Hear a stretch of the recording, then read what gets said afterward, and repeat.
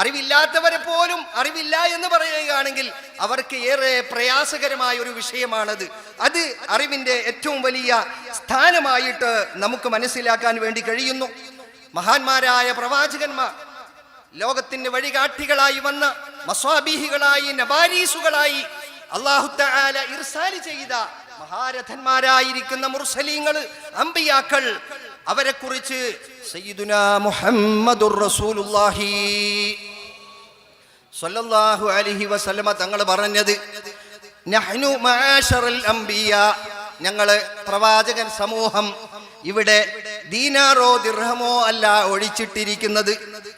ദീനാറോ ഇന്നൽ അംബിയാ അലം യുവരിസു ദീനാറൻ വലാ ദിർഹമ, ദീനാറോ ദിർഹമോ കറൻസിയോ അല്ല അവരിവിടെ ഒഴിച്ചിട്ട് പോയിരിക്കുന്നത്. മറിച്ച് അവര് ഇവിടെ സമൂഹത്തിന് സമുദായ സമുദ്ധാരണത്തിന് വേണ്ടി വന്ന് അയക്കപ്പെട്ട പ്രവാചകന്മാർ ഇവിടെ ഇട്ടേച്ച് പോയിരിക്കുന്നത് അറിവാണ്, ഹിക്മത്താണ്,